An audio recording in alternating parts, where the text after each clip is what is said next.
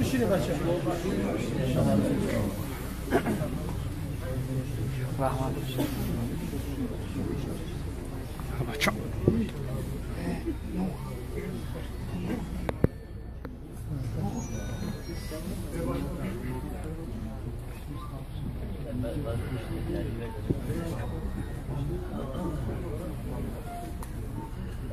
حمد به حد ثنای به اعداد بر خدای که نور ایمان داد غافر است و رحیم و رحمان است پاک از عیب و شرک و نقصان است صلوات خدای هر ساعت بر رسول که هست زو طاعت نام پاکش محمد عربی رهنماینده بزرگ و سبی السلام علیکم و رحمت الله و برکاته. حضار محترم برادران بسیار بسیار عزیز و گرامی، باز هم برادرای عزیز بار دیگر همه شما را به این روز سعید، به این روز عید شریف، عید فیطر یا عید رمضان تبریک و تهنیت میگویم. از الله مهربان خواهان او هستیم که خداوند در همه آن کارهای نیکی را که شما برای روزگذرانی خود اختیار کردین خداوند خیر و برکت عطا فرماید. و از الله مهربان خواهان او هستیم که خداوند باز هم محبت و اخلاص شما را به سوی دین خدا زیاد گرداند. و از الله مهربان خواهان او هستیم که آن تمنیات و خواهش‌هایی که در قلب‌های شما هست اگر نیک باشد خداوند با فضل و کرم خود حاصل گرداند. برادران عزیز و گرامی، پیش از آنی که من در مدت چند دقیقه با شما صحبت داشته باشم، قبلا من یک مسئله را به شما گوشزد میکنم به خاطر رعایت کردن نظام مجلس، علل خصوص همه تلفن هایی که صدا دارند یا کدامید از بین گپ میزنید. تا من یک سر برای شما گوشزد میکنم، اگر کسی که از این سه برداشت کرد توش به حالش، نکرد با هم صدای تلفنش بلند شدن گرفت گپ زدن بود. اینا در خدمت پرپوس میگن یا بیعار میگن. برای آدمی اگر یک سخن تاثیر نکرد، گپ مثال گوش نکرد، توجی که ما مردم همین کل میگن. حضرت محمد عمر سربازی رحمت الله علیه، این بزرگ خدا در کتابش میارد که میگه سه خواب بدترین خواب است و سه خنده هم بدترین خنده است. یکم برادر عزیز خوابی که میگه انسان وقتی که صبح میدمد نمازش میخواند آفتاب نابرآمده اگر خواب کند، اینا بدترین خواب میگه. دویم خوابی که بدترین است برادر عزیز انسانی که در داخل نماز خواب میکنه، جای راز و نیاز، جای بندگی، جای بگیم خشوع، جای تضرع، جای یعنی انسان همه هستیش باید به سوی پروردگار باشد، این در همه حالت خواب است. سیوم خوابی که بدترین خواب است، این خواب در حالت امر به معروف است. امر به معروف و نهی از منکر است و مثال بنده خدا خواب است. و سه خنده بدترین خنده است. یکم خنده ای که در پشت تابوت یک برادر مسلمان باشد. وقتی تابوت ما روان به سوی قبرستان میریم، ما از دنبال او مقصد خنده داریم، چک چک خیلمان داریم. دویم خنده بدترین خنده است، این در داخل قبرستان است، در داخل قبرستان گپ زدن.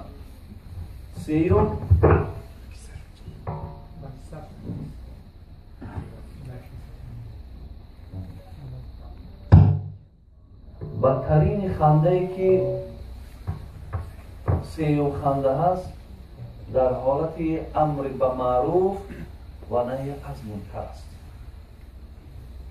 برادرای عزیز من می‌دونم برادرای عزیز و گرامی، این من به خاطر چی گفتم؟ به خاطری که آدمی در حالت امر به معروف خواب کرد یا در حالت امر به معروف خنده کرد، انسانی هست که وی خلل در گویم گفتگو امر به معروف اون کس خلل وارد میکند. الافسوس امروز برادرای عزیز ما اگر به شرط همین تلفن جهت‌های خیر هم داشته باشد، ولی در حالت امر به معروف شما میتونید صداش گیرید. یا مثال در حالت امر به معروف هر کی زنگ هم که زد، شما میتونید که او را در بعد یک ساعت بعد هم زنگ زدن انشاءالله یگان مشکلات یگان سختی خدا خواهد رخ نمی‌دهد. ولی این لحظه را ما برادرای عزیز باید از دست ندهیم که این لحظه ما و شما همین دوامیتش آخر شاید 1.5 ساعت یا 1 ساعت یا 2 ساعت باشد. بعد خدا خواهد از این لحظه ها باید ما و شما استفاده بریم. بسم الله الرحمن الرحیم. الحمد لله و الصلاة و السلام علی رسول الله صلی الله علیه و سلم و علی آله و اصحابه و احبابه و اتباعه الى یوم الدین.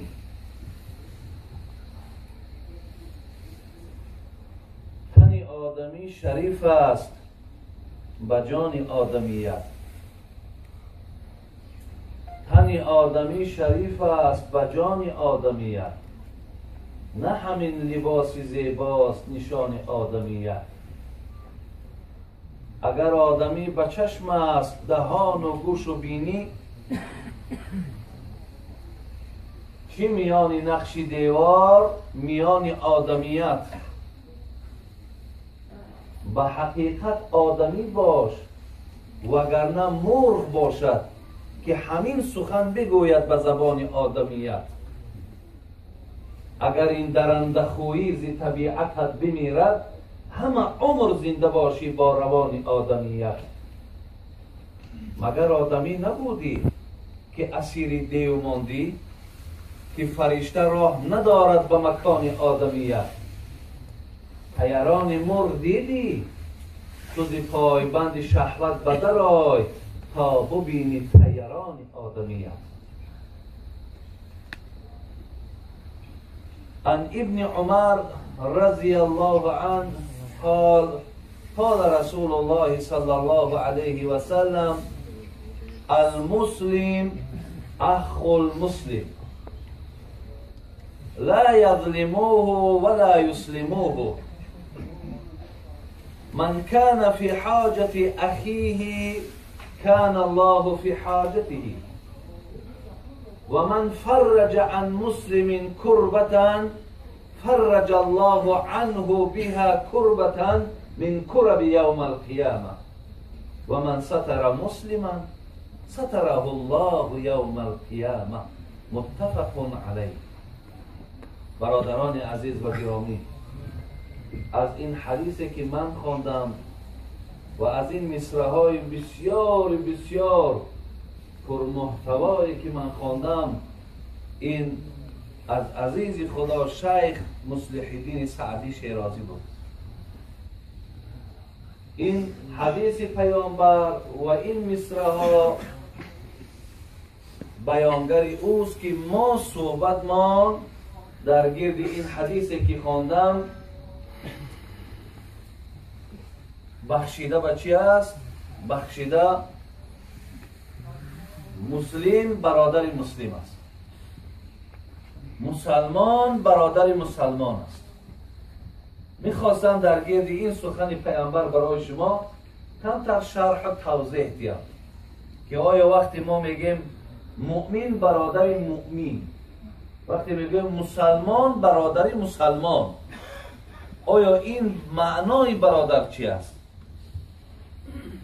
آیا این حدیث به ما و شما چی و چی مثال باید برده رسانم؟ انشاءالله من برای شما اندکی شرح میدیم. پیامبر گرامی گفتند المسلم اخو المسلم، مسلمان برادری مسلمان است. در دوامش حضرت گفتند لا یظلموه ولا یسلموه. وقتی مسلمان برادری مسلمان باشد، برادر مسلمان میگه باید وظیفه جانیش این است که برادری مسلمان خودش را لا یظلمو، ظلم نکند. ظلم نکند برادر عزیز. یعنی معنا این بود است که وقتی یک آدمی که دعوای برادری میکند، وقتی دعوای اسلام میکند، دعوای ایمانداری میکند، با خود علامت دارد، با خود نشانه دارد.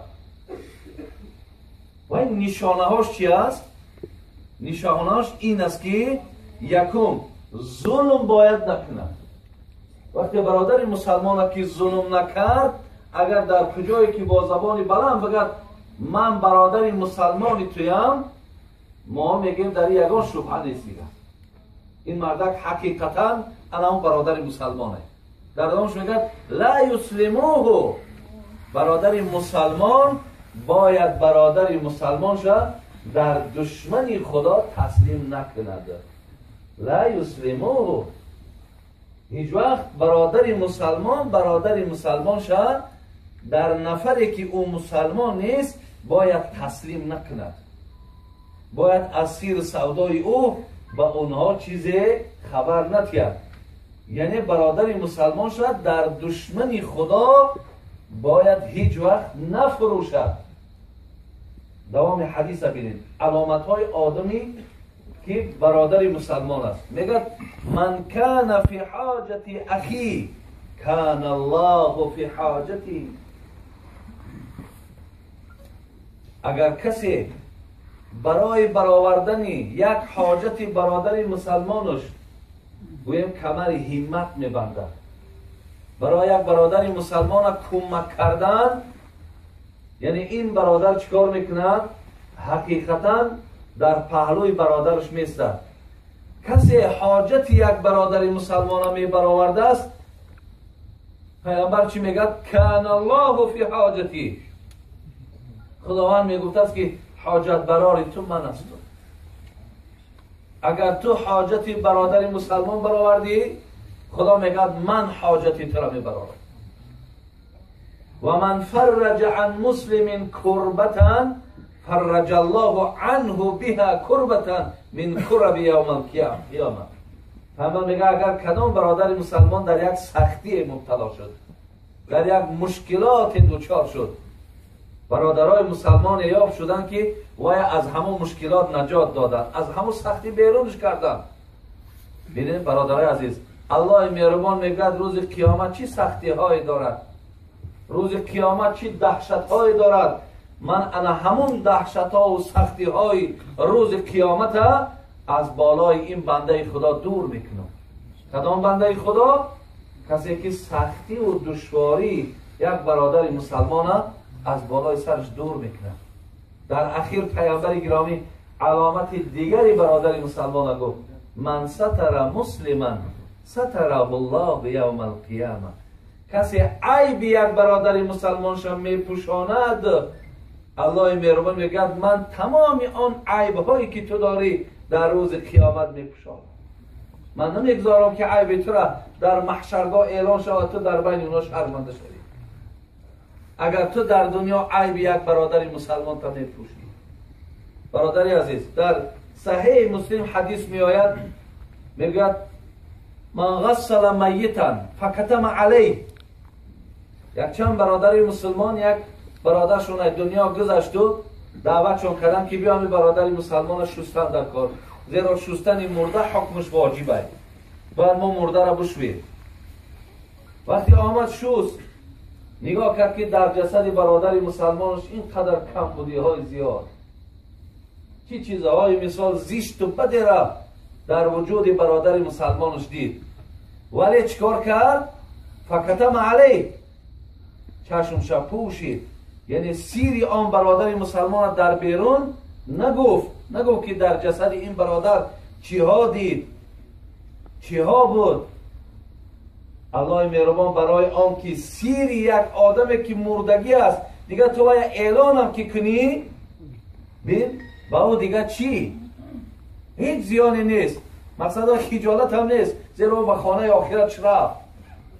وقتی تو همون سیر مرده را که میپشانده، غفر الله له 40 مرتا، پروردگار میگه من روز قیامت این انسانی که سیر مرده را پوشانید 40 بار گشته و برگشته میبخشمش. 40 بار برادر عزیز گشته و برگشته انسانی که سیر یک مرده را میپوشاند، الله مهربان گویم که تمام عیبهای بازم همه عیبهاش با او را گشته و برگشته میبخشد. اینا میگن برادر مسلمان، اینا میگن برادری. اگر یک جاش برادری مسلمان باشد، جهت دیگرش برادری است. انمیه برادری که ما سیر یکدیگر را فاش نمیکنیم، ما عیب یکدیگر را دهن به دهن نمیگیم، ما کمبودی یک برادر مسلمان را چک نمیزنیم، بلکه اصلاح میکنیم، بلکه کاری میکنیم که این برادر مسلمان ما هرچی از عیبها داشته باشد و یا ما از این عیب باید جدا کنیم. عبدالله ابن مبارک برادر عزیز، عبدالله ابن مبارک در تاریخش میگذرد که میگه 937 میلادی تولد شده است. تصور کنید که قریب 1000 سال زیادتر پیشتر از دنیا گذشته بوده است. این بنده خدا حقیقتا انسان شریف بودند، بسیار انسان شریفی بودند. شریفیشان به این که با مثال امکانیت های خوب داشتند، میگه دست مردم دای میگرفتن، از حال بیچاره و ناتوان ها آگهی داشت. میگه تا اندازه میگه این عبدالله ابن مبارک سخاوتش بلند بود که میگه در پیش مردم خرما میریخت، هر کدامش که خرما میخوردن چند دانه ای که خورده است به مقدار دانه حساب میکرده است، با به اونها دینار میداد است. کسی چند تا زیاد خورد هم قدر دینار زیاد میگرفت. چقدر این انسان میگه در کمک کردن، یاردم کردن مقصد بنده های خدا بسیار زیاد حرکت میکرد. میگه باره با یک آدم گویم که روزی دراز روزگذرانی کرد، از سحر تا بیگاه با یک آدم روزگذرانی کرد. پگاه شد عبدالله ابن مبارک دیدن که گریه دارد. گفتم برادری عزیز، مقصد گریه بهر چه یگان مصیبت های مشکلات های؟ گفت نه، گفت همون دیروز انسانی که با من یک جا بود بسیار آدمی بود که خصلت های بد زیاد داشت. من گفتم انشاءالله این آدم من تربیه میکنم، این خصلت های بد از وجودش دور میکنم. افسوس که گفت وای امروز از ما جدا شد و رفت پی کار شد، ولی خصلت های بدش از او جدا نشد. خیلی گریه میکرد که برادر مسلمانش خصلت های بد دارد و این خصلت های بد او را آزار میتید. این خصلت های بد مقصد برای او هیچ وقت نام و نشان پیدا نمیکنه، ولی عبدالله مبارک به حال او گریه میکنه. عیب یک برادر مسلمان اصلاح کردن یا بدبختی یک برادر مسلمان آشکار نکردن و با او مصلحت کردن، اینم علامتی برادر مسلمان است. شیخ سعدی را ببینیم، میگه تن آدمی شریف است به جان آدمیت، نه همین لباسی زیباست نشان آدمیت، نه همین لباسی زیباست نشان آدمیت. اگر آدمی به چشم است دهان و گوش و بینی، چی میانی نقشی دیوار میانی آدمیت؟ آدمیت هم میگه برادری عزیز با لباس و با صورت زیباش انسان گفتن دشواره، بسیار دشواره. انسانی که اگر به شرطی که به صورت و به لباس و به این اگر آدم باشد، میگه چی میانی نقشی دیوار میانی آدمیت؟ پس میگه از صورت زیبایی را ما در تنه دیوار میتونیم که از آدم در زیباتر کشیم، از انسان در زیباتر باشد. آیا میگه میشه که وای آدم گفت؟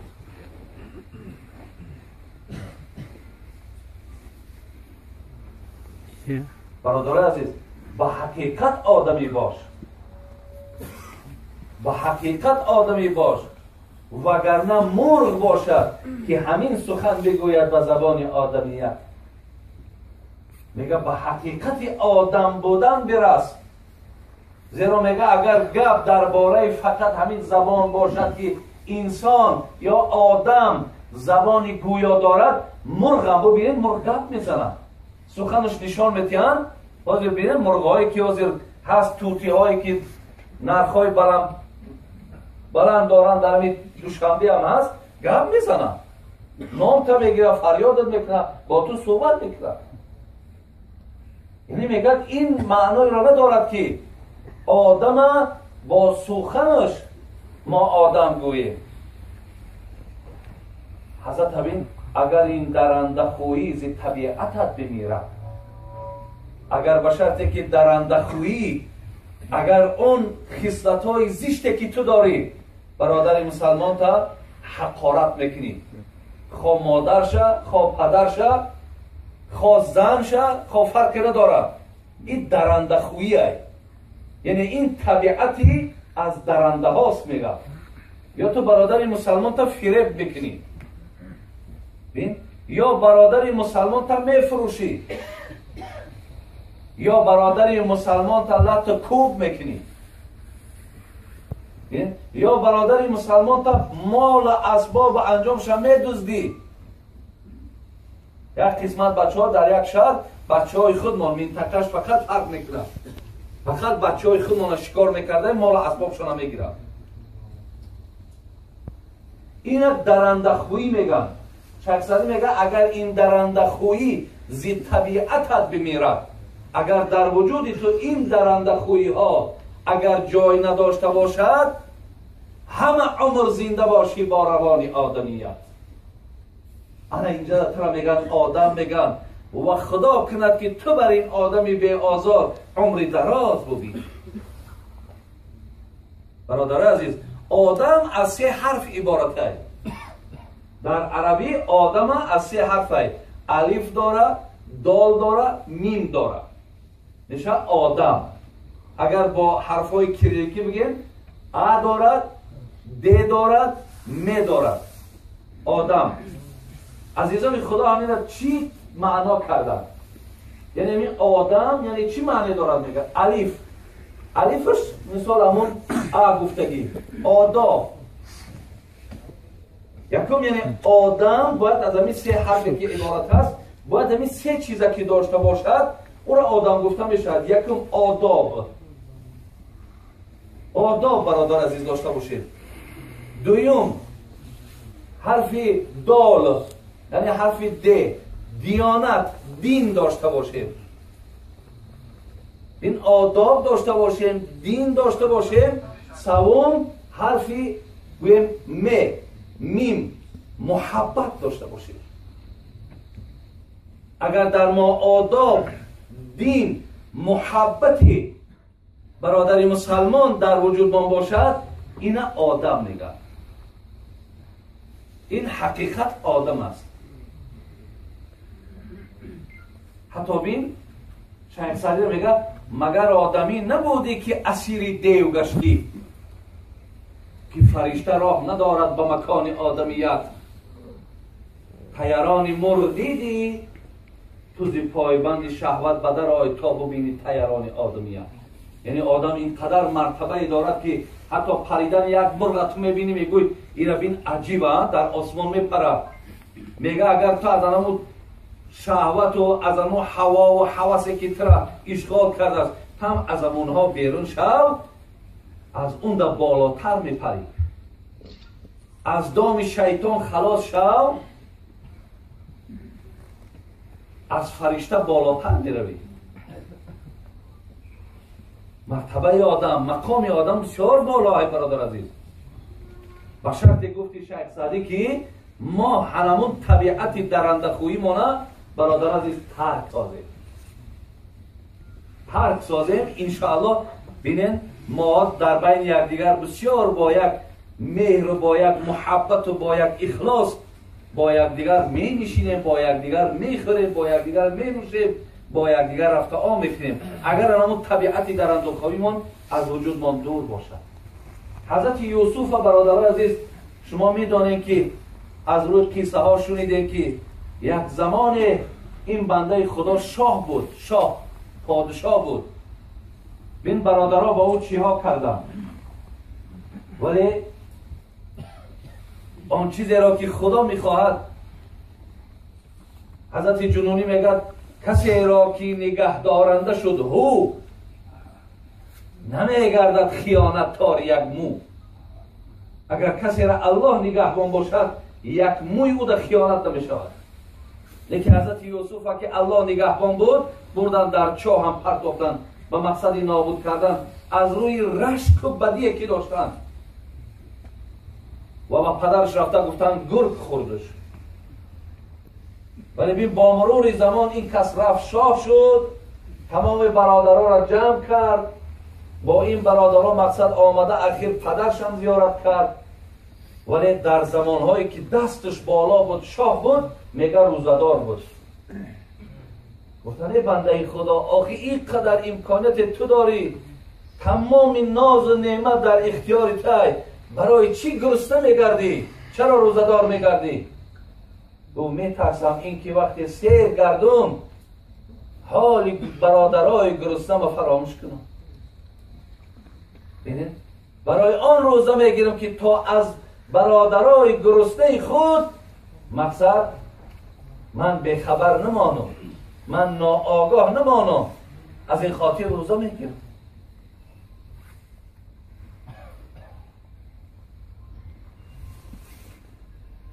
حضرت جنونی میگه، حضرت رومی میگه گر گل است اندیشه تو گلشنی، گر گل است اندیشه تو گلشنی، ور بود خار تو همه گلخنی، گر گلابی بر سر جیبت زنم، ور چتون بولی برونت افکنم. برادر عزیز خوب با دقت باش، عزیز خدا را چی میگه؟ گر گل است اندیشه تو گلشنی. اگر بنده خدا میگه گمان تو، اندیشه تو، فکر تو در راست دیگر برادرای تو اگر خیر باشد، جای تو جنت است. بین اگر اندیشه های تو مثل گلای، فکرهای تو در حق برادر مسلمانت مثل گلای، هیچ وقت در قلب در اندیشه برای یک برادر مسلمان در راهش چاکندن، یک برادر مسلمان خار و ذلیل دیدن، یک برادر مسلمان گویم زیر عذاب و اذیت تشکیل نکردن، اگر این اندیشه های بد در تو نباشد، چی میگه؟ گر گل است اندیشه تو گلشنی. من تو زیب گلشن داری، تو زیب جنت خدا داری. ور بود خاره تو همه گلخنی. یکی اندیشه اگر مثل خار باشد، یعنی همیشه فقط همین. حضرت رومی در دیگر شعراش میگفت که هر کس میگه اگر در فکر آخرت باشد او مؤمن است. بینه، هر که در فکر آخرت باشد او مؤمن است. هر کسی که در فکر آخرجش باشد او بدین است. معنایی که اگر تو فقط و فقط همه سعی و تلاش و کوششت فقط برای خودت باشد، دیگر برادرای مسلمان برای تو هیچ مقصد در چشم نمایان نباشد. بسیار اندیشه های بد داری. اینجا در میگه تو همه گلخنی، تو زیبنده ما آتش جهنم داری. حضرت عجیب مثال میزنه. آدمی که اندیشه گل داره وای کی است؟ آدمی که اندیشه خار دارد وای کی است؟ میگه گر گلابی بر سر جیبت زنم. وقتی تو میگه عطری، گلاب گفته عطر خوشبویی. این میگه وقتی اگر تو اندیشات مثل عطر باشد، اندیشات اگر مثال مثل گلاب باشد، خوشبو باشد، اندیشه های خیر زیاد داری که در حق برادر مسلمان. میگه در سر جیبت زنم. ها در بری بالا جات میکنه، در کیسه که بری بالاش میمانش. ولی ورتو چون بولی برونت افکنه. ولی اگر باشد که اندیشات مثل خار باشد، حکمی تو میگه مثل پیشابه. پیشابه باید دویم بیرون دفت توی. هیچ وقت پیشابه باید بخیر نگاه نداره. آدم اندیشه بد حکم پیشابه دارد. آدمی میگه اندیشه خوب دارد او حکم گل دارد. گل دایم در پیش میزنند. پیشابه در کوچه میپرتند. با در این نزدیکی در یک جایی که بسیارتر چرکین باشد، در جای تازه هم نمیپرتند. برادرای عزیز و گرامی، حدیث های پیامبر گرامی در باب برادر مسلمان، نسبت برادر مسلمان، من این را به خاطر آن گفتم که دادرای عزیز، من گمانم در شما بد نیست که شما با یکدیگر دشمن باشین، شما مثال گویم در قصد جان یکدیگر باشین، شما یکدیگر تا مقصد چشم نادیدن باشین. نه، من وظیفم همین است که هر یک حدیثی را که میخوانم برای شما روشن‌تر کنم تا اگر در شما نباشد خوش به حالتان، اگر مبادا در گمانت باشد بعد شنیدن این سخنها این گمان بد از ذهنت دور کن. برادر مسلمان تا برادر مسلمان بدان، قدر کن، احترام کن، دوست بدار برادر عزیز. در آیات های قرآن که الله میگه انما المؤمنون اخوتون، در زیر همین آیت قرآن بین میگه بعد برادری، یعنی برادری بگیم اسلامی از برادرای نسبی در مرتبه بالاتره. یعنی با یک برادر وقتی ما برادر یک پدر و مادر نیستیم، یکی برادر اسلامیه، میگه این در مرتبه ای برادرایی که از یک پدر و مادر از او بالاتر نیست. خداوند میگه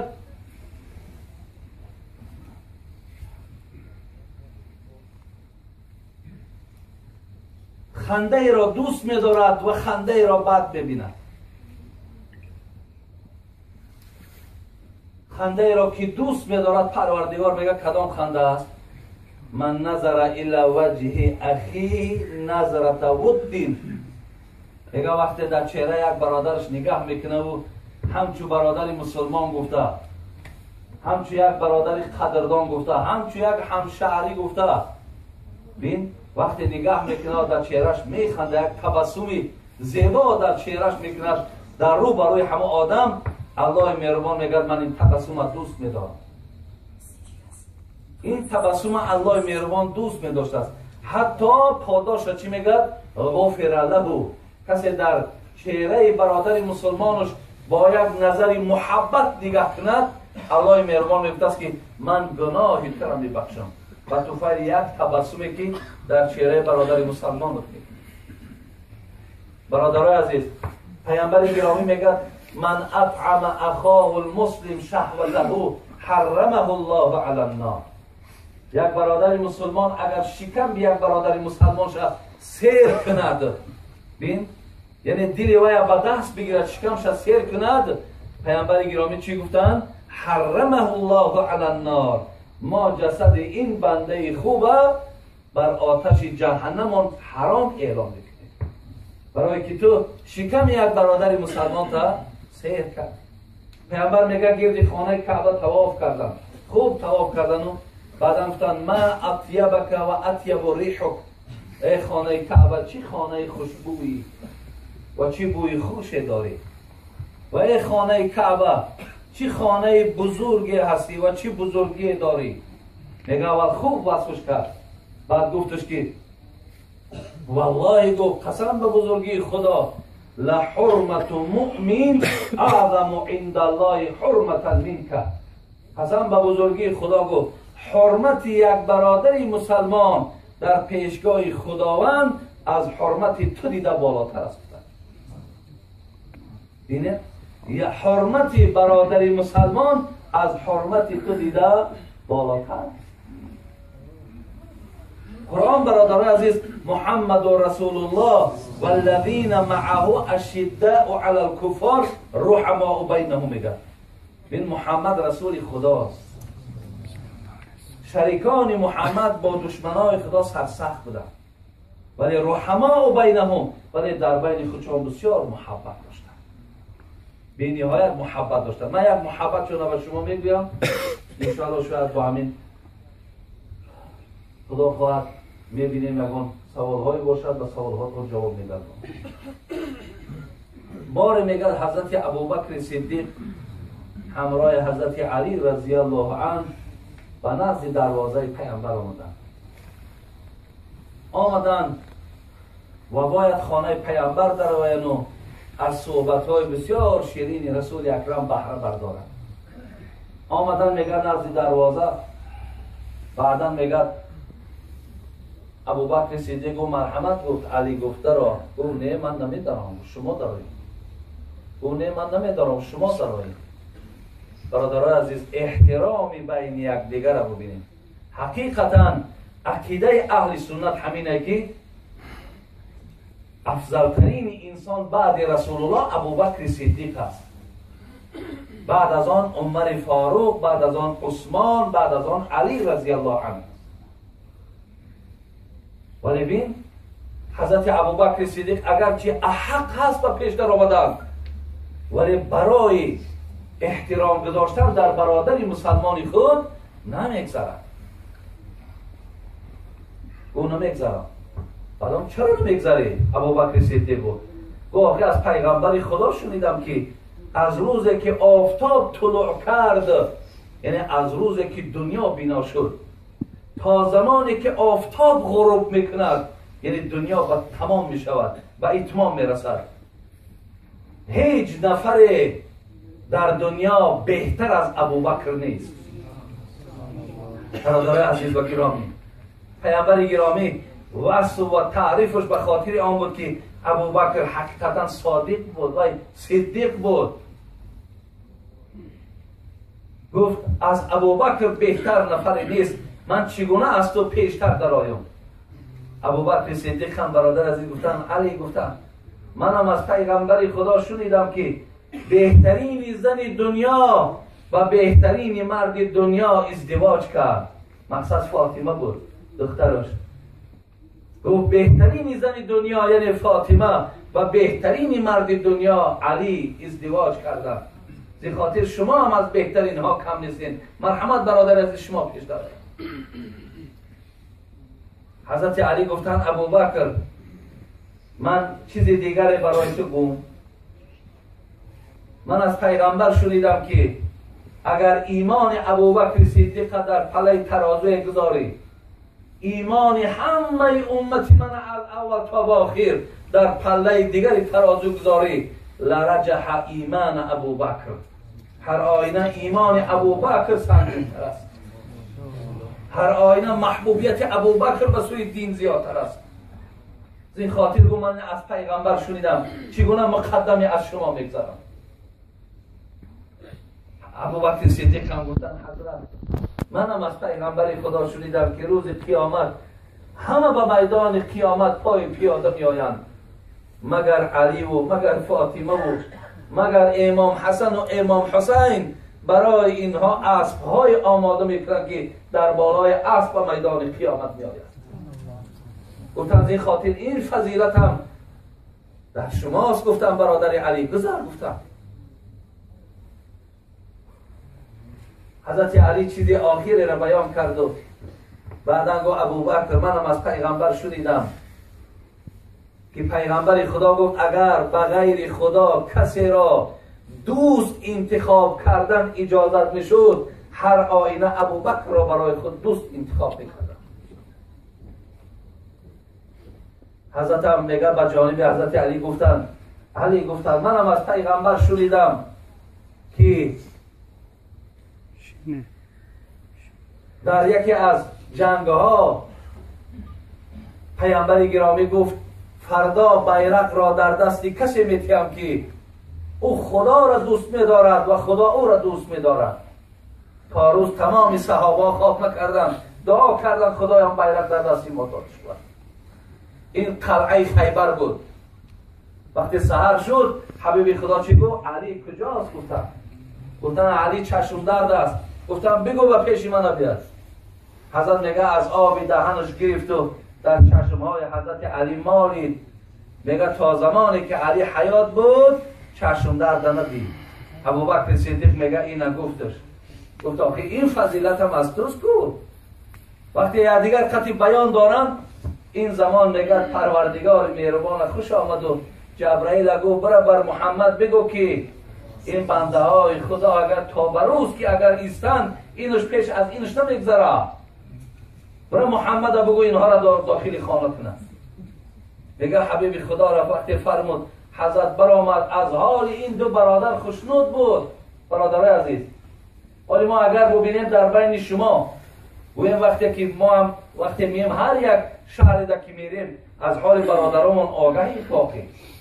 چیکار میکنن و چی کار مشغولن، خب چی چیزهای در بین اینا سر میزند، چی ها مثال رخ میتید و خرسند میشیم وقتی که در شما میبینیم آداب، در شما میبینیم انتظام، در شما میبینیم طرز خدا، در شما میبینیم احترام بین یکدیگر. حضرت نگاه آمد و دید و تبسم کرد و از طرف راست دست ابوبکر گرفت و دست علی گرفت و همچنان برداشت گفت روز قیامت همچنان ما از در میدان قیامت یک جا محشور میشویم و میگه داخل خانه شدن. برادر عزیز من اینا به خاطر آن گفتم که در بین صحابه های پیغمبر چی محبت بود.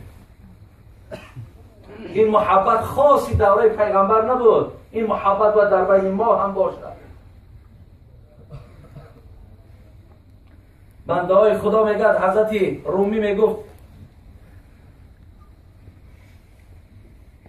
بالا نپرم نلکلکم من، بالا نپرم نلکلکم من، کس را نگزم کینه سگم من. هرچی اگر الله مهربان عطام کرده باشد، مالم دارم، خانه‌ام دارم، ماشینم دارم، همه چیزم داشته باشم، ولی هیچ وقت مثل لکلک هوایی نمیشم و هیچ وقت عادتی سگ هم نمیگیرم. از سگ نیستم کسی را بگزم.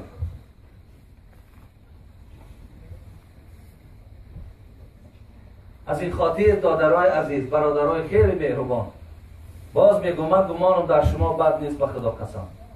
فقط من حقی رسانیدن دارم که تا در بین شما بدبینی ها نباشد، بدخواهی ها نباشد، تا در بین شما علاهیدگی ها نباشد، در بینتان احترام کنین، کلانتراتان احترام کنین. با مصلحت مثال بگویم که کسایی را که شما برای خودتان آدم با فهم و با عقل میدانین، آدم متدین میدانین، از اون مصلحت بگیرید تا همه کارهای شما با مشورت باشد.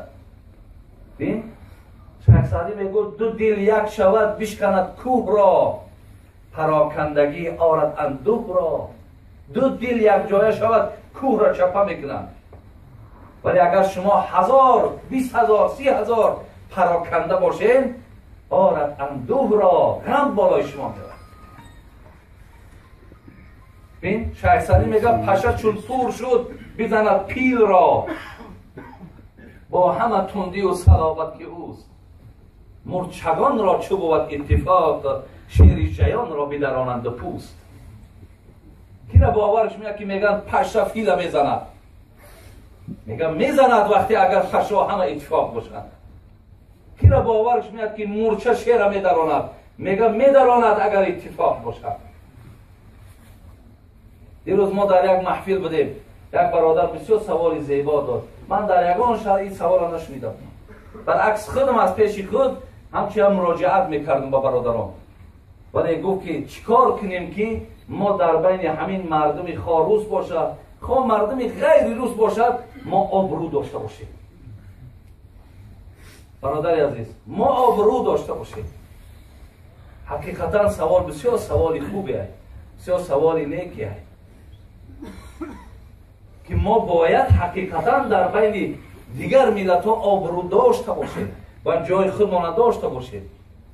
وقتی تاجیک گفتن در سیمای تاجیک یک آدمی چرکی دزدی آدمکشی خیانتکار نبینم، وقتی گفتی خود امیر روسا یک آدمی پریتشی را ببینم که وقتی تاجیک گفتن مثال بگن این آدم ها انشاءالله بسیار آدم های هستن که اینها مقصد با اینها می شود در هر جا همکاری کردن، اینها را مثال در هر جا راه دادن هست. میگه بسیار ملتی مقصد چی است؟ بسیار ملتی خوب است. انشاءالله اینها هیچ وقت خیانت نمیکنن. برادر عزیز، اگرچه از دین مانم پشتیبانی کنیم، از اسلام مانم اگر دفاع کنیم که تا ما مثال بگیم که یک حقارت دهن دیگران نشیم، جهت دیگر همین ملت ما هم باید ما در هر جا باشیم بلند برداریم. یگان زیانی ندارد که مثال ما پشتیبانی از دیار خودمان یا از وطن خودمان کنیم. و فکر من هیچ کدام تا از وطنت بیزار نیستی. بین پیغمبر خدا از مکه وقتی بیرون شد امرش کرد پروردگار که ابوبکر صدیق بگی و رو مدینه برید. تمام. پیغمبر میگه وقتی از مکه بیرون شد او زادگاهش بود، جای تولدش بود. میگه به طرف مکه نگاه کرد، ای مکه با تو من پناه به خدا نمیکنم، من پیش تو خواهم آمد. من پناه به خدا نمیکنم با تو، زیرا گفتی خودمان خونی ناف اومده در اینجا ریخته، من حتما به پیش تو میام. یعنی ما هم برادر عزیز اگر از دیار خودمان، از ملت خودمان، از ننگ و ناموس خودمان دفاع کنیم، اینم به فایده جان ما. ما دینا گفتیم برادر عزیز که مثال باید تاجیک ما چرکین نباشد. تاجیک ما باید که مسلمان ما، تاجیک ما خب باید سر روی تازه داشته باشد. شما در شهرهای میگردید که اینجا تمام ملت هست برادر، تمام ملت شما را نگاه میکنن، میپرسن. حتی در همون خانهایی که کوارتیر میشینین، در همون خانهایی که زندگی میکنین، با همسایاتون معامله زدرستی چیه؟ همین از درستی میگو یک چرک تا نسبتش روشن میکنی، خب لیفت در پایان میشه میره کار ده. یگان چکم در خانه هم پختی هم این آدم ها را صدقه دادن گناه نیست، بر میخرش نمیخرش بر. یا از خانه یگان چیزی اگر خانه تم آمد بگیر، نخوردیش هم در هم طریق هم گرفتیش بگیرش با رحمتش بگو. این معامله میگم برادر عزیز. حضرت علی میگه که من لم یکن عنده سنت الله و سنت رسوله و سنت اولیائه فلیس فی ید شیء. کسی سه چیز در خودش نداشته باشد او هیچی نداره. یکم سنت خدا، دویم سنت رسول الله، سوم سنت اولیاء الله. گفتن حضرت سنت خدا چی؟ یعنی باید ما در خودمان سنت خدا را داشته باشیم. گفتن کتمان و سیر یک برادر را در خود نگاه داشتن این سنت خدا بود. یعنی سیر فاش نکن. یک آدم که بیخکی گوش در یک گپ زد یا گفت که بین ما و تو امانت، او را تو در مردم نرسان. خداوند سنت شمی بود است که سیری ما را نگاه می‌داره، هیچ وقت آشکار نمیکنه. حاتم اسلم کیسه‌ش اگر گوش کرده باشید، این حاتم نام داشت، اسلم کر میگن عرب ها. برای چی لقب کری را دادنش؟ میگن مردم پیش مراجعت زیاد میومد، هر کی یک کاری داشت مصلحت میگرفت، ولی پیش ما بسیار میادم یک توصیه هم بده، تری شده است، تری شده است، فلان شده است. پیش حضرت حاتم هم یک زنک در آمد میگه بود، حضرت میگه نشسته بود و کار خودش مشغول، که میگه این زنک در جاش در برابر نشستن میگه که بادش بلند برآمد. حاتم شنید و به کارش مشغول شدن گرفت. زنک دیگه سرخ شد و سفید شد و کبود شد و خیلی مقصدش سخت خجالت حساب کرد پیش یک آدم معروف و مشهور ده. این چی بدبختی بوده مسخره. ایستاد دیگر آنچه که داشت بیان کند نمیتونه گفته. یک دمک ایستاد حاتم هم خاموش ایستادگی به کارش مشغول. بعدا این زنک گفت که ای بنده خدا، من پیش تو کار افتاده ام، کار دارم. حاتم اصلا این برادر مسلمان بی، دین بی، اسلام بی. میگه طرف این زن گفت که نگاش کرده گفت بلند گپ زن که من کرم.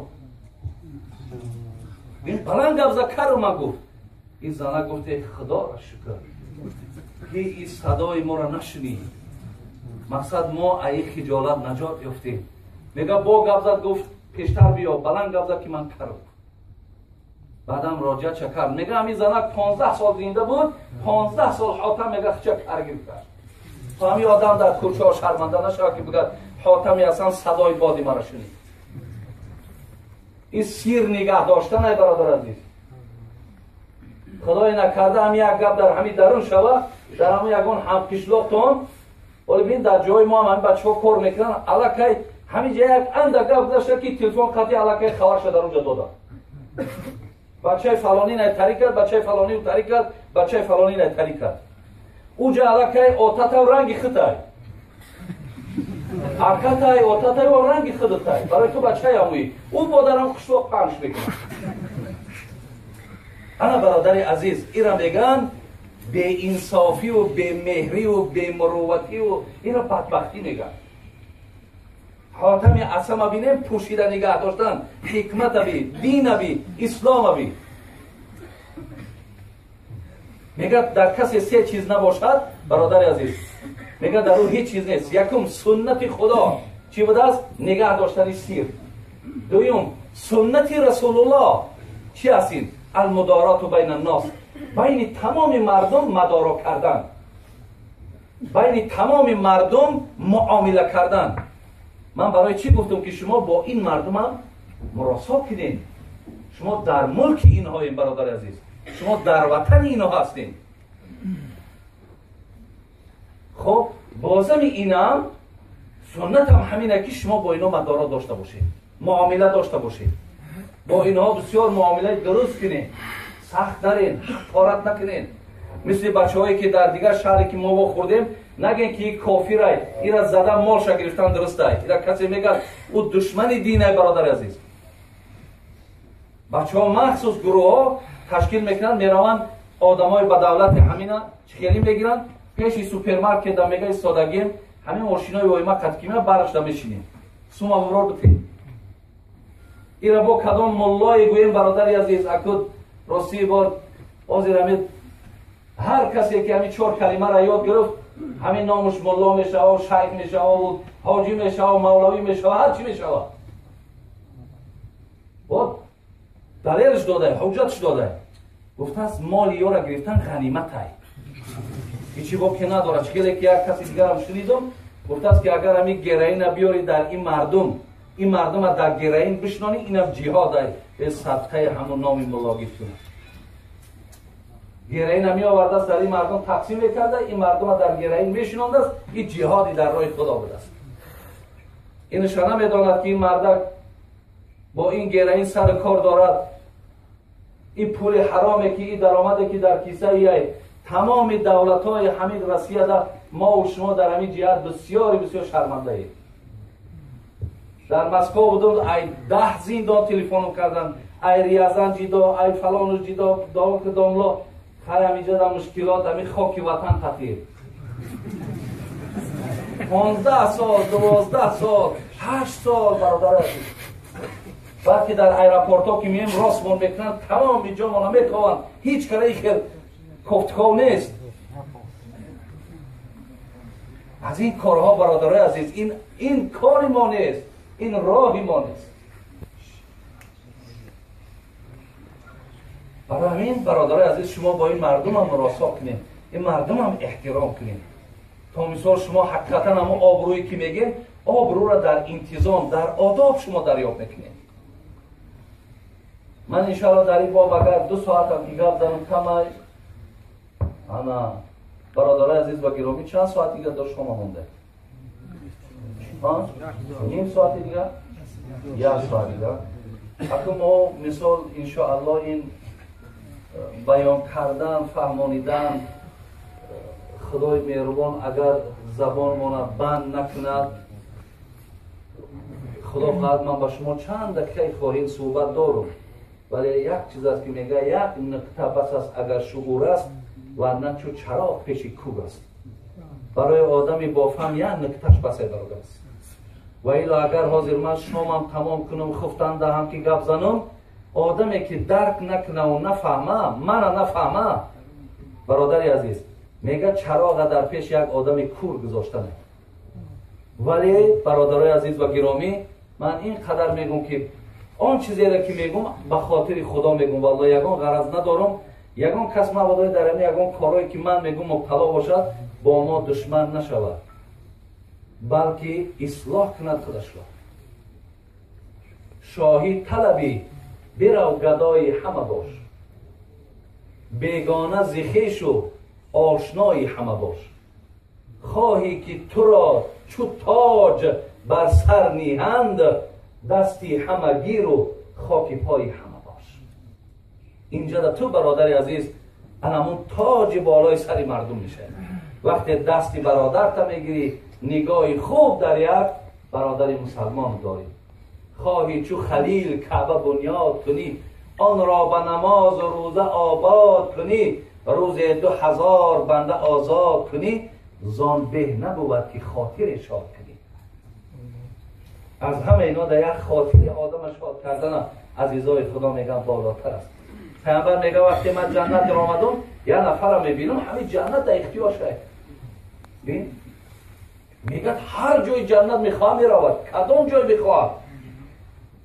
پرسیدم گفتم که این بنده خدا از چی حساب این منزلت درجه را یافت؟ گفت فی شجرت قطعها من ظهر الطریق کان توز المسلمین.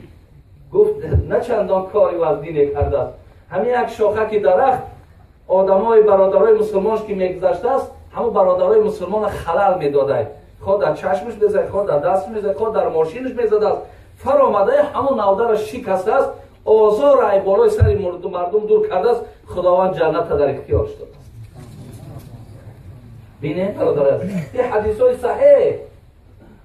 های صحیح از پیغمبر خدا. اگر شما هم برادرای از زمره نه مسلمانای باشین که پیامبر پرسیدن کدام مسلمان بهترین است، چی گفت؟ من سلم المسلمون من لسانی و یدی. ای دست و زبانت هیچ آزار نیابد، تو بهترین مسلمانی.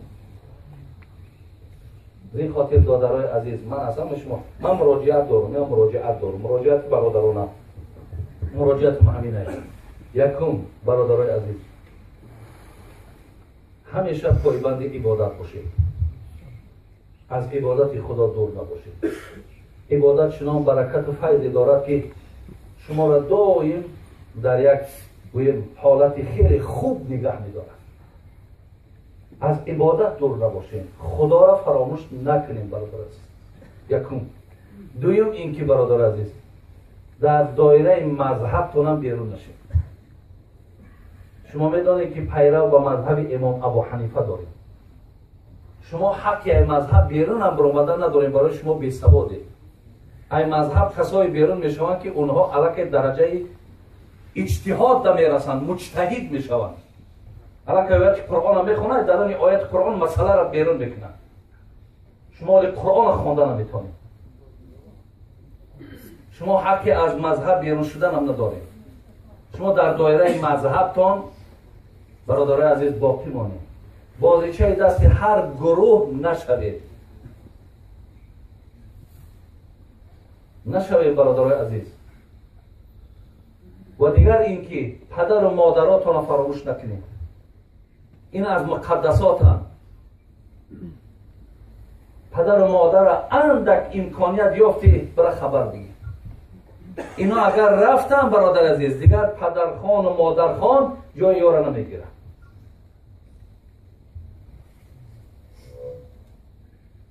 پدر و مادراتون احترام کنید، قدردانی کنید، مثال سلام علیک کنید، امکانیت های مبلغ روان کردن داریم، مبلغ رو که پیش از ایدها مبلغ شون رو که تا سر لباساشون رو نو کردن در حقتون دعا کردن. دویم زن و فرزنداتون رو فراموش نکنید.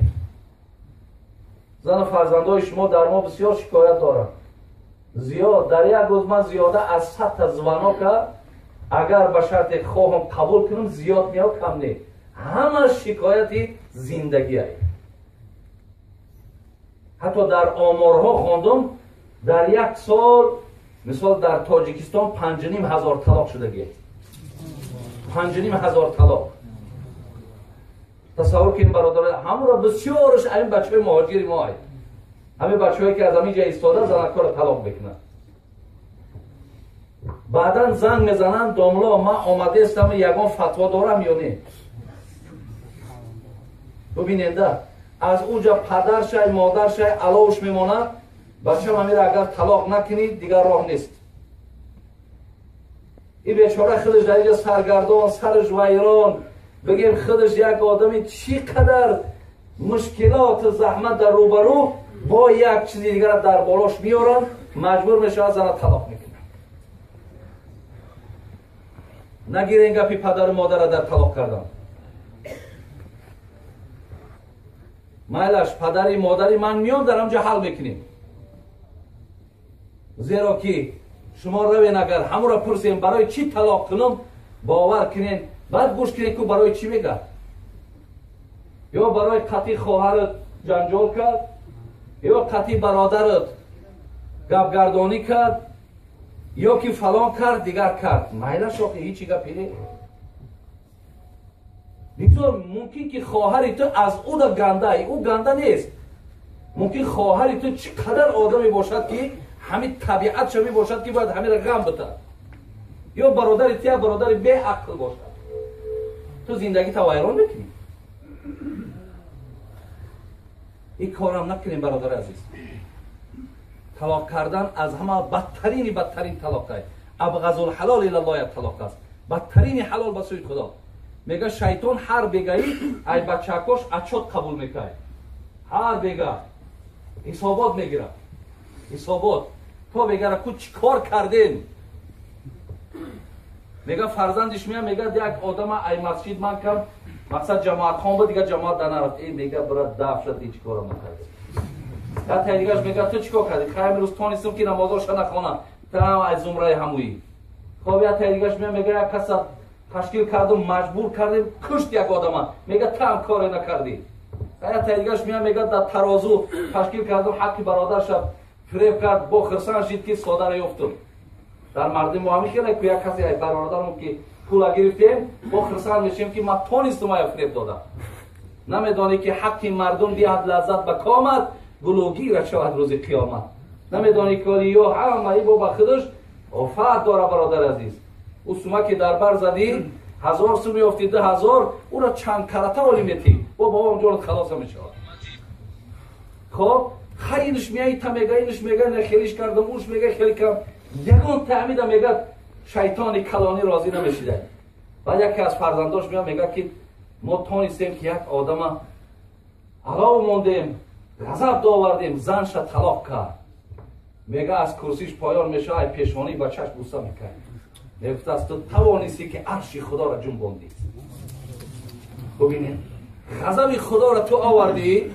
اكو شیطان انه لکم عدو مبین است. آخه دشمنی آشکار پروردگار است.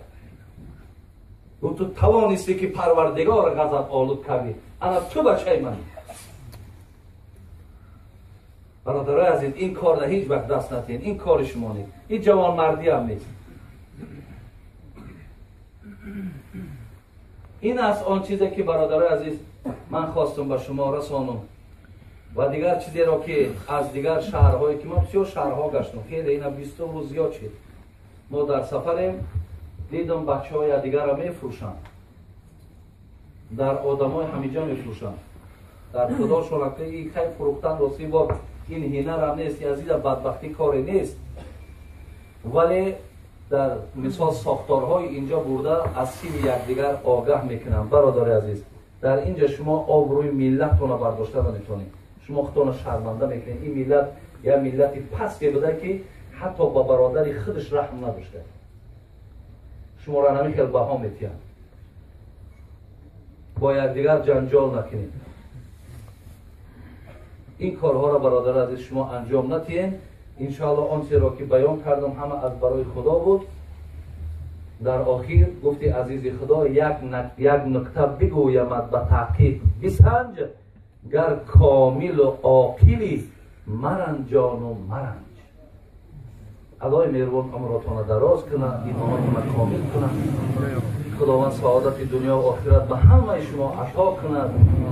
و خدای مهربان دعا میکنیم که آن چیزی را که بیان کردیم از حقیقت دین خداوند توفیق عمل کردنش به شما نصیب بگرداند. خدای مهربان به درد و به غم تان کند. اولادا و اجدادایی که در وطنتان دارین خداوند اونها را هم نگهبان باشد. بسیاری برادرها در حق پدر و مادراشون دعا طلب کردند. خدا عمرشون را دراز، ایمانشون را کامل گذشته باشد. خدا رحمت و مغفرت کند. فرزندکاتون خدای مهربان از جمله فرزندایی کند که نور چشم شما در دنیا و در آخرت باشد. ربنا لا تزغ قلوبنا بعد إذ هديتنا وهب لنا من لدنك رحمة إنك أنت الوهاب آمين يا رب العالمين. سلام باشید. اگر سوال ها باشد السلام علیکم حاجی میرزا. در حق اهل عائله ما دعا کنید. در حق کارخانه ما حاجی اسرائیل باشد که صف نماز جماعت ما باز هم زایی گردد. با احترام و خصوص شما خداوند هر یک طلبات خواهشی که کرده باشه برادر ما الله مهربان با فضل کرمش حاصل کنه. آمین یا رب العالمین. خب السلام علیکم محترم حاجی میرزا، جمله خوش آمدید. خداوند شما رو بخت و سعادت بدهد. خواهش دارم که در حق من و پدرم با اهل عائله و فرزنده و دادر و عمه و خواهرم دعا کنید. خداوند بخت و سعادت نصیب کنه. خداوند بایگری ایمان و بایگری دنیا و آخرت نصیب کنه. گفتم مخلص شما صاحب جان خدای مهربان همه آن خواهش و تمنیاتی که دادر عزیز ما هم دارد با فضل کرمش حاصل کنه. آمین یا رب العالمین. خب در نتیجه چی سوال دارید؟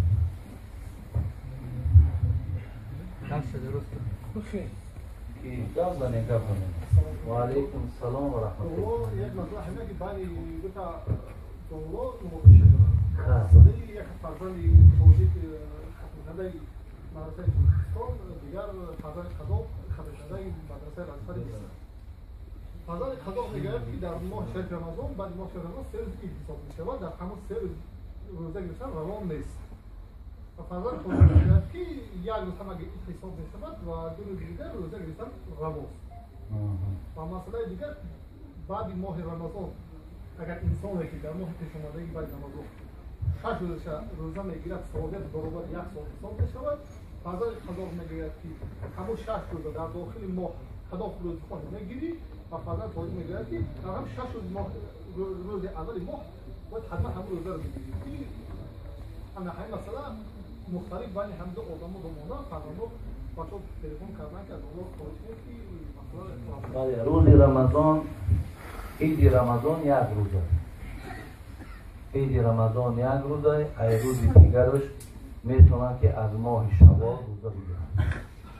عید قربان 3 روزه. قربان 3 روزه، رمضان 1 روزه.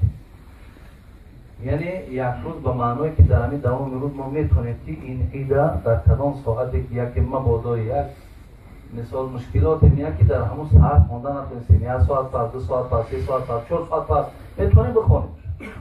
ولی عید قربان 3 روز، روز اول که نتونستیم روز دوم میخونیم. اگر ما بادای بعضی مشکلات آمد در روز دوم ما میتونیم که خونیم. یعنی روز عید قربان 3 روزه، عید رمضان 1 روزه. ولی مسئله روزه داشتن ماه شوال بسیار ثواب خیلی گران دارد، ثواب بلندی دارد. کسی 6 روز از ماه شوال روزه میگیرد همچنان است که 1 سال او در پیشگاه پروردگار روزه دارد. بسیار ثواب بلند دارد. ولی همینا در دوام همین 1 ماه هر وقتی که میخواد 1 روز میگیرد، 3 روز میخورد، بعد میگیرد دیگر همین دوام 1 ماه همین 6 روز اگر ادا کند از گردنش ساقط است. یعنی این روزه نافله کسی میگیره ثواب نمیگیره گناهکاری نداره. خب برادر عزیز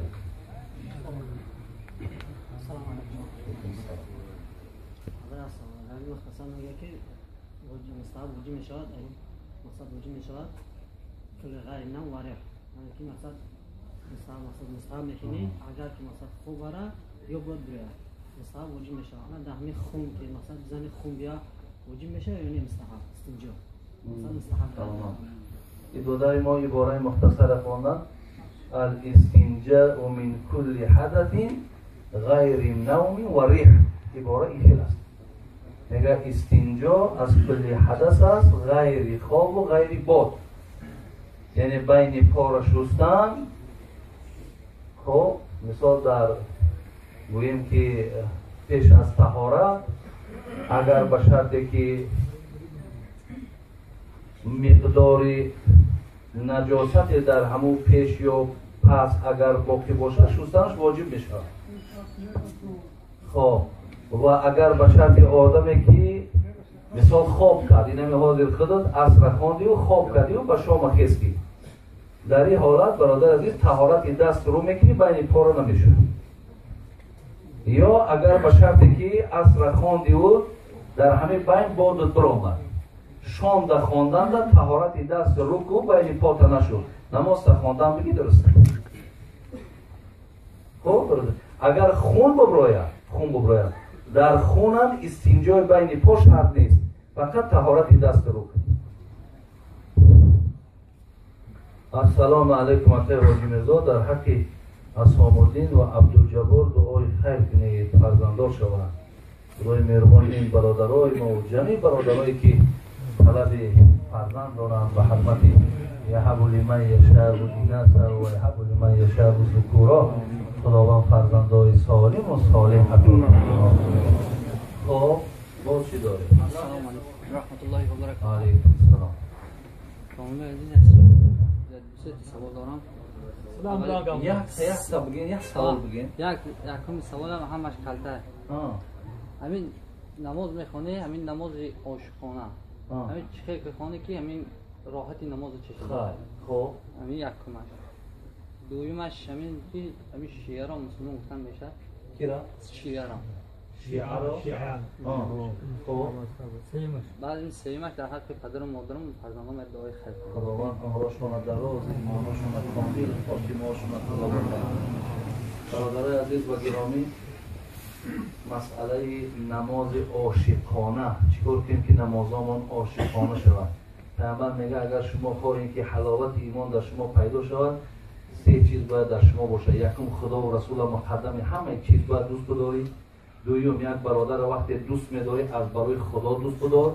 سوم زمانهایی که تو در بسیاری بدبختی‌ها گرفتار بودی، خب دیگر تمنای بازگشت به همونها را نکن و وقتی یادت آمد در تو نفرت پیدا شود. همین سه چیز در تو باشه میگه هر آینه در ایمانت حلاوت پیدا می‌شود. خب خب دویم اینکه شیعه را مسلمان گفته می‌شود یا نمی‌شود. اگر شیعه‌ای که برادر عزیز همین قرآنی که ما و شما داریم میگه این قرآن اصلی نیست، یا اینکه اگر شیعه‌ای که گوید که مثلا حضرت عایشه مادرمون که اینقدر زنی پاک دامن و محبوبه پیغمبر بود گوید که همون داستان افک میگیم، همون داستانی که گوییم که تهمت زده بودن به حضرت عایشه که گویا زنا کرده است، اگر بگد که عایشه زنا کرده است این عقیده را داشته باشد، سوم گوید که ابوبکر و عمر و عثمان حقارت کند، اینها مسلمان نیستند. اینها اگر همین عقیده را داشته باشند اینها را مسلمان گفتن، ما اشتباهی تمام میکنیم. خب من مختصره کنم بحثا قبولا مختصره ما جواب رو برای اختیار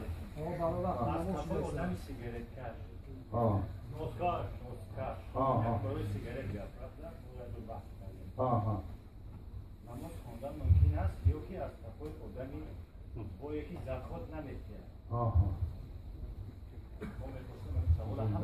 خداوند نگهبان. این برادر ما سوال داره که پشت همین آدمایی که سیگارت میکشن، نوس میکشن، نماز خوانیم یا نه؟ یا از پشت آدمی ثروتمنده که زکات نمیدن.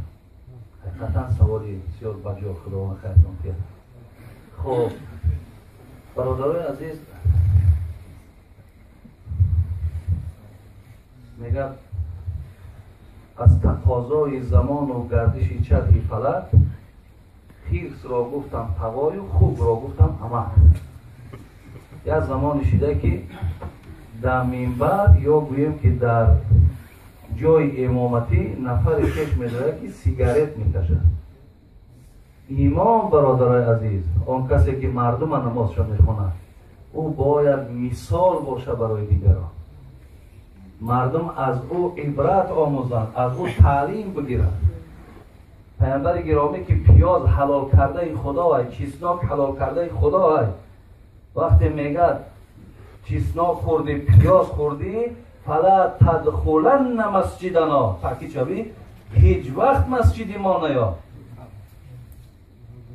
فإن الملائکه تتعظم مما یتعظ بنی آدم، زیرا که ملائکه ها آزار میابند چگونه ای که فرزند آدم از بوی این آزار میابند. حلال خدا را میخوانی میخری، بوی داره میگه مسجد ما نیا. این حرام خدا را وقتی میکشید مسجد سری قورت میاد. کجا میاد؟ این مسجد چی گم کرده تو؟ مسجد برای دارم سیگارت کشه. سیگارت وقتی که خودش حرامه، پولش هم حرامه، ناس هم از زمره همون. صوفی علیار در کتابش میگه کسی در برش ناس داره، نماز خونه، نماز گردنش ساکته، ثواب نداره، در برت باشه. ولی بعضی ها خداوند پرده نمیاره، با در که مسجد ناس میمونه، نماز میخونه، با میگه میرم. این بسیار زشته برادرای عزیز. پیامبر میگه کفا بالمرء اثما ان یضیع من یکون، از روی گناهکار شدن برای شما این قدر بسه که یک سوم شما در خریدن کار نادرست برود. یک سوم در راه نادرست خرید در رفت برای گناهکار شدن ها؟ آخر نو سمایی به جمله همو هست. پورا آدمی اگه با عقل میفهمه. پورا همین که دارم. برای همین برادرای عزیز و گرامی، هر کسی که این همه کشد گناهکار وقتی با اگر کشید و با امامتی کرد، ای پس نماز نخوانه. برادر آدم تقوا نداره. بین او آدم اگر قرآن میگه قد افلح المؤمنون الذین هم فی صلاتهم خاشعون. بین با تحقیق نجات یا مؤمن نمازخوان کدام نمازخوان که از ترس خدا نماز خوانند. تو ترس خدا داشته باشی، حرام خدا را استعمال میکنی، چقدر میدونی نماز مردم رو میخونی؟ ابشر نماز نخونی برادر. دویم این که اگر ثروتمنده که زکات نمیتید، برادرای عزیز، از پشت وی نماز خوانین، وی آدم گناهکاره، برای زکات ندادنش پیش پروردگار جوابداره. پیامبر میگه از زکات قنطرة الاسلام، اگر اینجا در آدم استاد، اینجا اسلام استاد، کفر که همین زکات است. با اسلامت وقتی میرسی که ای مالت زکات بدی. زی خاطر آدمی که زکات نمیتیه وی هم نمازش ثواب نداره، ولی از پشتش نماز خواندن درسته. نماز از پشتش خوانید، ولی فقط مرتکب گناه کبیره است. ولی بگینش که مثال تو ثروتمندی برادرت باید زکات ادا کنی، و یا مثال طرز فهموندن در کار که خیلی با حکمت باشده. خب سلام اکای حاجی مرزا در حق آیت الله عبدالجمال و نمازخوانها دعا کنید و نه این جمعش دعا کنید.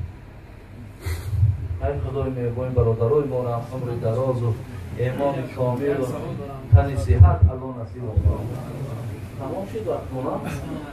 خب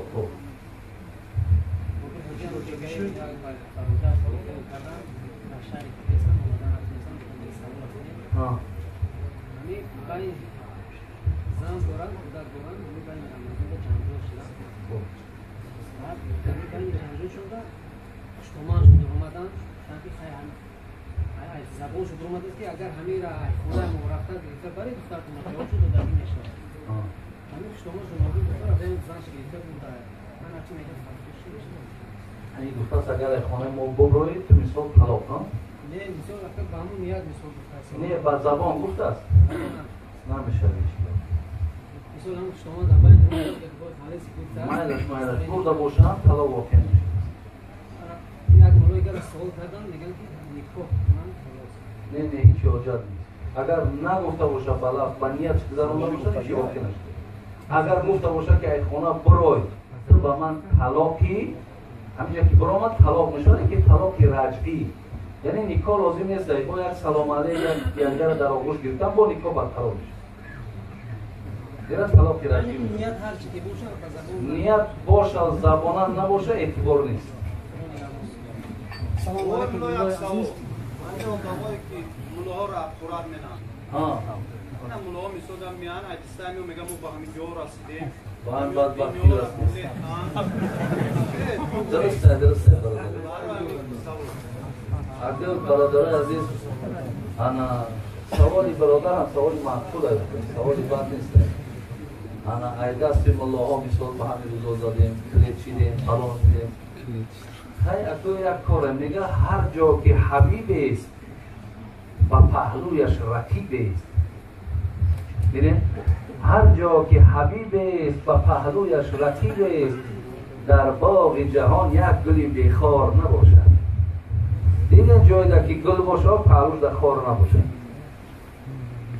از این خاطر اکو ما با گفته این بچه اکو و این برادرها روح افتاده نمیشه ما همین کسی ما را با همین الابسود من هم باشم فرق نداره دیگه برادرهای دومروی ما هم باشد ما را حقارت میکنن ما تو چند انرژی میدویم باور کنید ما تو چند قوی بشیم میگیم خدا را شکر که دعوت ما به جای رسیده که بعضی آدم را در تشویش آورده میگیم خدا را شکر ما پیش رفتن میگیم ما روح افتاده نمیشیم زیرا ما تاریخ نفس خوندگیم ما احوال دیدگی به سر دیگرها هم از همین خاطر مایلش ما همین کم میگیم که انا گفتی حضرت امیر سعید علی حمدانی در سومه سامانی های خدمت در پشتش در 4 مصرع 6 مصرع هر کی ما را یاد کرد ازید مرو را یاد با هر کی ما را خار کرد در عمر بدخوردار با هر کی اندر راه ما خار فکن از دشمنی هر گله از باغی وصل از پیش گفت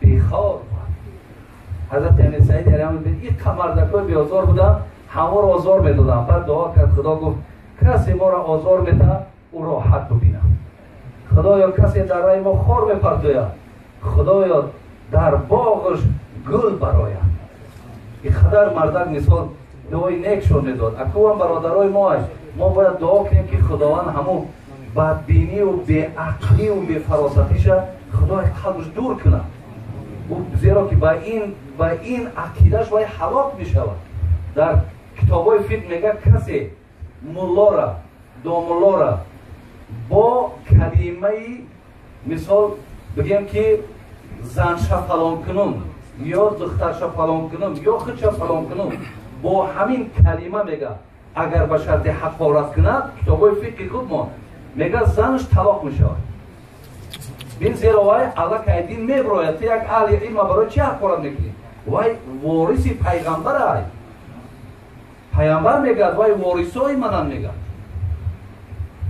اینا یک نفرش من برادری عزیز اینا قریب 20 روز شد من در بین همین مردم تاب میخورم همین مردم من نصیحت دیگر کجای شما را کلید کردم چی تو گفتم که کلید چیدی